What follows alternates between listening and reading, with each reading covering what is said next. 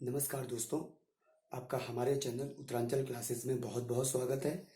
आज की इस वीडियो में मैं जनवरी 2020 का जो करंट अफेयर्स है वो डिस्कस करने जा रहा हूँ। जो ये करंट अफेयर है ये इसमें कुछ घटनाएं, कुछ ऐसे इवेंट्स है जो 2019 के लास्ट जो मंथ्स है यानी कि अक्टूबर, नवंबर, दिसंबर के, वो भी इसमें शामिल होंगे। बट जो सोर्स मैंने कलेक्ट किए हैं इस करंट अफेयर्स के लिए वो वेरी ऑथेंटिक सोर्सेज है, जैसे क्रॉनिकल है, प्रत्युत्तर दर्पण है या कंपटीशन रिव्यू है। तो इन ऑथेंटिक सोर्सेज से मैंने ये करंट अफेयर्स लिए हैं और इसमें कुछ जो डेटा रिलेटेड जो मैटर होंगे वो जो भारत जो बुक आती है इंफॉर्मेशन एंड ब्रॉडकास्टिंग मिनिस्ट्री से, वो मैंने वहाँ से वो डेटा मैंने लिए हैं।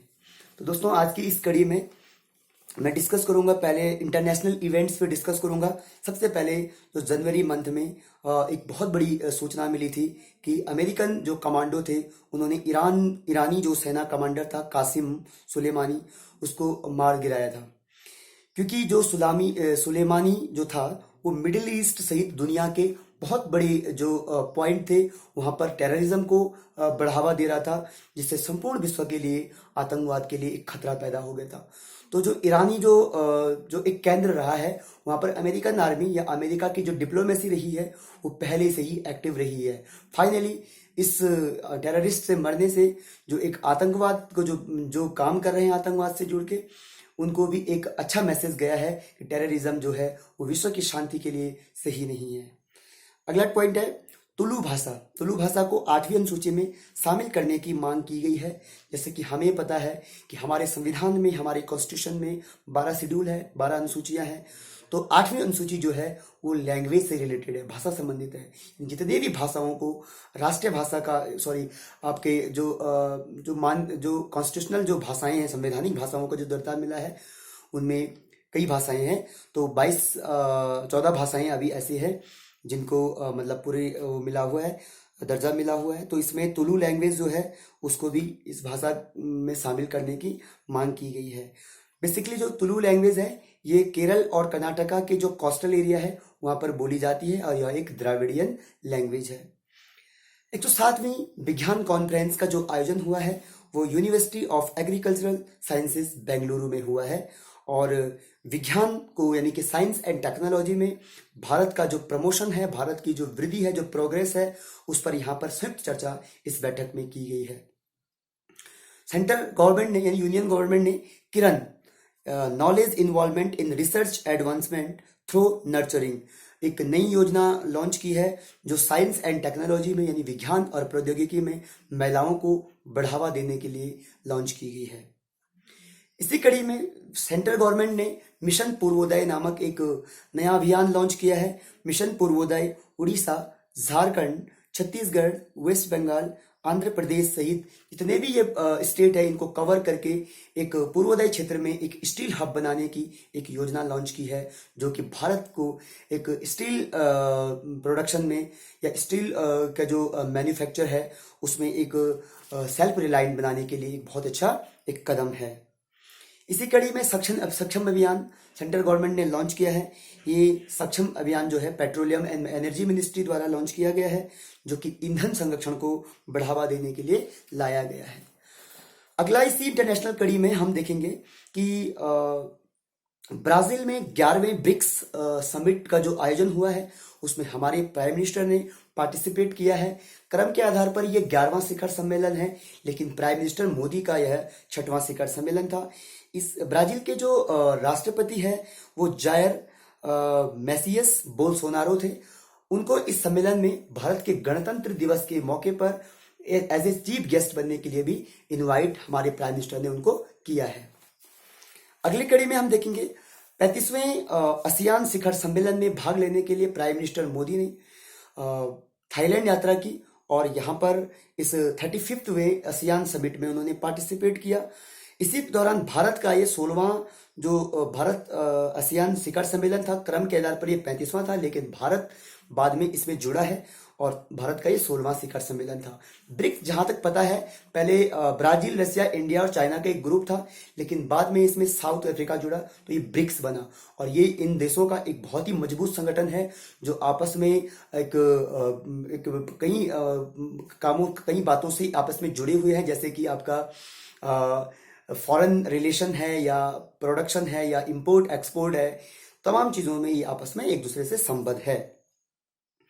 अगली कड़ी में हम देखेंगे कि इस स्वास्थ्य पीएम मोदी नामक एक कार्यक्रम थाईलैंड में आयोजित किया गया जो कि हाउडी मोदी कार्यक्रम के बेस पर था। हाउडी मोदी कार्यक्रम हमें पता है कि जब मोदी जी ने 2019 में 2019 में यात्रा की थी अमेरिका की, तो वहां पर एक हाउडी मोदी कार्यक्रम चला था जिसमें बहुत ही बड़े इवेंट यहाँ पर हुआ था।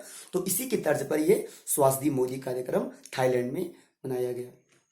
करतारपुर कॉरिडोर 550वें गुरु नानक जी की जयंती के अवसर पर इस का उद्घाटन हुआ है। ये पाकिस्तान में स्थित है और ये जो है सुल्तानपुरा लोधी डिस्ट्रिक्ट है वहां पर स्थित है। ये 550वीं यानी 550वीं जो वर्षगांठ थी गुरु नानक जी की, उस अवसर पर इसका उद्घाटन किया गया। पेरिस जलवायु समझौते से अमेरिका बाहर हो गया है।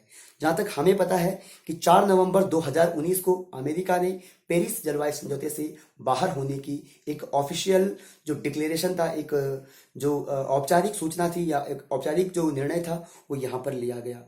22 अप्रैल 2016 को अमेरिका इस समझौते पर अमेरिका ने हस्ताक्षर किए थे, यानी 2016 में अमेरिका इस पेरिस कोप से जुड़ा था, लेकिन 2019 में अमेरिका इससे बाहर हो गया है क्योंकि जो पेरिस शांति समझौता है, जो जलवायु पैक्ट है, इसमें हमेशा जो एक कंट्री के जितना कार्बन क्रेडिट होता है उसके आधार पर ये शांति समझौता जो था, ये पेरिस क्लाइमेट जो पैक्ट था, ये कार्बन क्रेडिट का जो रेट था वो कम करने के लिए कह रहा था। तो अमेरिका ने कहा कि मैं अपने डेवलपमेंट के साथ कोई कंप्रोमाइज नहीं करूंगा, यानी अगर मैं इस क्लाइमेट जो पैक्ट है इसके हिसाब से मैं चलता हूं तो हमारा जो मैन्युफैक्चरिंग हब है वो डिस्टर्ब हो जाएगा, हमारे यहाँ एम्प्लॉयमेंट खत्म हो जाएगा। इसलिए अमेरिका ने इससे कदम पीछे खींचे हैं। हालांकि इसमें अभी इस समझौते में जब हुआ था ये समझौता, इसमें 180 देशों ने इसमें पार्टिसिपेट किया था और 180 देश इसमें जुड़े हुए हैं। ग्लोबल वार्मिंग को रोकना इस समझौते का महत्वपूर्ण उद्देश्य है। इसी कड़ी में महिला शांति सुरक्षा सूचकांक 2019 जारी हुआ है। Georgetown Institute for Women Peace and Security ने यह सूचकांक जारी किया है। यह 167 देशों की सूची इसमें शामिल हुई है। प्रथम स्थान नॉर्वे का रहा है और भारत का इसमें 133वां स्थान रहा है। यमन को अंतिम स्थान इस सूचकांक में प्रदान किया गया है। इसी प्रकार से हमारा जो इंटरनेशनल इवेंट का जो कड़ी थी वो समाप्त होती है और नेशनल इवेंट्स पे हम डिस्कस करते हैं। उद्धव ठाकरे महाराष्ट्र के 19वें सीएम 2019 में चुने गए हैं, क्योंकि जनवरी के करंट अफेयर्स में इसको हमें देखने को मिला। इसमें बहुत सारी पार्टियों ने चुनाव लड़ा। बीजेपी को 105 जो सबसे ज्यादा सीटें जीत के आई, और शिवसेना को 56, एनसीपी को 54 और कांग्रेस को 44 सीट्स प्रदान हुई, जिसमें एनसीपी, शिवसेना और कांग्रेस ने एक ज्वाइंट अलायंस बनाकर यहां पर अपनी सरकार गठित की। उद्धव ठाकरे इसके सीएम बने। भारत का 50वां अंतर्राष्ट्रीय फिल्म महोत्सव का आयोजन गोवा के पणजी में आयोजित किया गया, जो कि 20 से 28 नवंबर के बीच 2019 में आयोजित हुआ था। 50वें IFFI पुरस्कार जारी किए गए, जिसमें सर्वश्रेष्ठ फिल्म के लिए जो गोल्डन पीकॉक अवार्ड दिया गया वो फिल्म पार्टिकल के लिए दिया गया। नेक्स्ट अगले इवेंट में हम देखेंगे lifetime achievement award Isabelle Anne Madeleine Huppert को दिया गया, जो कि फ्रांसीसी सिनेमा की एक एक्ट्रेस है, एक अभिनेत्री है। लोकपाल जो कि 2011 का बहुत बड़ा मूवमेंट अन्ना हजारे का इस पे हुआ था, इसमें लोकपाल गठित करने की एक बहुत बड़ी मांग उठाई गई थी, जो कि भारत के जितना भी करप्शन है उस पर लगाम लगाने का एक बहुत बड़ा जो सपना था यहाँ पर देखा गया था। इसी प्रकार से 26 नवंबर को जो लोकपाल बनने के बाद उसका जो ध्येय वाक्य था वो लॉन्च किया गया, जो कि संस्कृत में माँ गृधा कस्य स्विवदनम के नाम से लॉन्च हुआ, जिसका अर्थ है किसी के धन का लोभ न करो, और यह ईशोपनिषद से लिया गया है यह वाक्य। और 23 नवंबर 2019 को भारत के जो पहले लोकपाल बने हैं न्यायमूर्ति पिनाकी चंद्र घोष बने हैं, जो कि एक बहुत बड़ी पहल भारत सरकार ने की है। दमन दीव और नागर हवेली विलय अधिनियम 2019 लोकसभा में पारित हुआ, यानी कि अब दमन दीव और दादर नागर हवेली जो यूनियन टेरिटरीज थे, संघ शासित प्रदेश थे, वो अब एक हो गए हैं, एक दूसरे से मर्ज हो गए हैं। इस प्रकार से जो यूनियन टेरिटरीज जो है वो अब 9 से घटकर 8 रह गई है।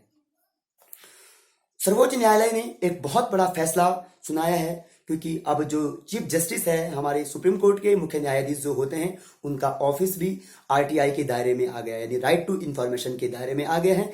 आप भी राइट टू इंफॉर्मेशन का प्रयोग सीधे चीफ जस्टिस के ऑफिस पर लगा सकते हैं। सर्वोच्च न्यायालय ने 9 नवंबर 2019 को एक बहुत बड़ा ऐतिहासिक फैसला सुनाया है, जो कि राम जन्मभूमि से संबंधित है, क्योंकि जो 16 अक्टूबर को इस फैसले को कोर्ट ने सुरक्षित रखा था, लेकिन फिलहाल 9 नवंबर 2019 को एक देशव्यापी जो एक बहुत बड़ा फैसला था ये सुनाया गया, जिसपे संपूर्ण राष्ट्र आपका ठहरा हुआ था, रुका हुआ था कि क्या फैसला आया।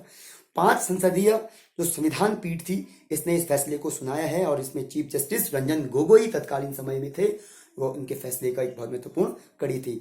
इस विवादित जो राम जन्मभूमि रही है, उसमें 2.77 एकड़ भूमि रामलला को विराजमान के लिए सुप्रीम कोर्ट ने दी है, जो कि भारत के धार्मिक आस्था के लिए सुप्रीम कोर्ट का ये बहुत बड़ा फैसला यहाँ पर सिद्ध हुआ। 1 दिसंबर से सभी वाहनों के लिए फास्टैग अनिवार्य किया गया था 2019 में, यानी कि जितने भी फास्टैग है वो राष्ट्रीय इलेक्ट्रॉनिक टोल संग्रह के लिए, यानी रेडियो फ्रीक्वेंसी आइडेंटिफिकेशन टेक्नोलॉजी से जुड़े हुए हैं। अतः यह 1 दिसंबर से लागू होगा। गुजरात सरकार ने राज्य के भावनगर में सीएनजी पोर्ट टर्मिनल की स्थापना की। 10 नवंबर 2019 को इसको मंजूरी मिली है। इस प्रकार से यह विश्व का पहला सीएनजी पोर्ट टर्मिनल होगा।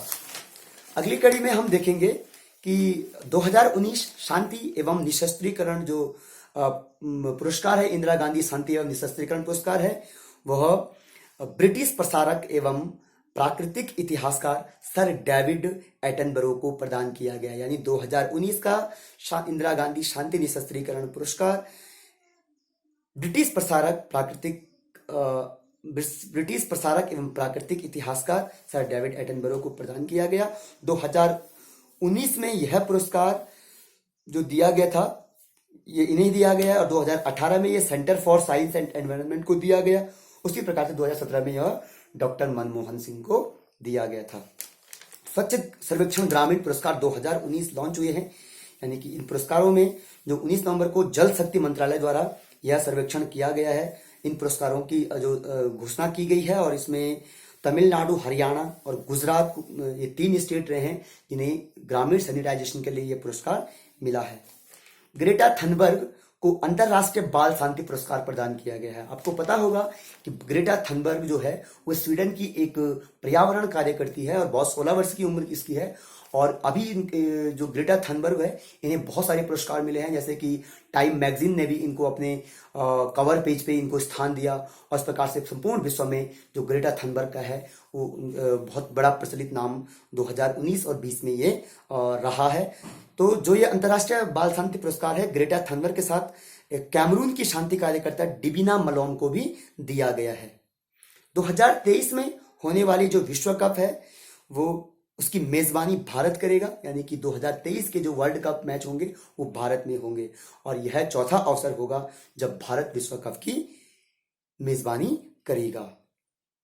शरद अरविंद बोबड़े भारत के 47वें मुख्य न्यायाधीश नियुक्त हुए हैं, यानी कि क्रम के आधार पर 47वें मुख्य न्यायाधीश होंगे, और रंजन गोगोई जी का इन्होंने स्थान लिया है।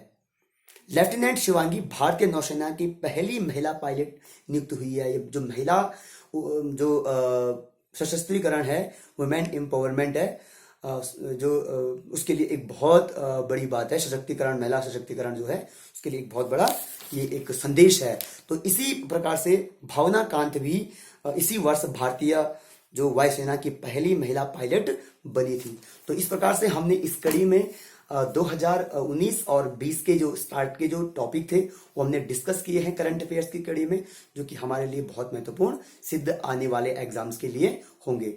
मुझे आशा है कि आपको मेरा ये वीडियो पसंद आया होगा। अगर आपको मेरा ये वीडियो पसंद आया तो लाइक, शेयर और सब्सक्राइब करना न भूलें। थैंक्स।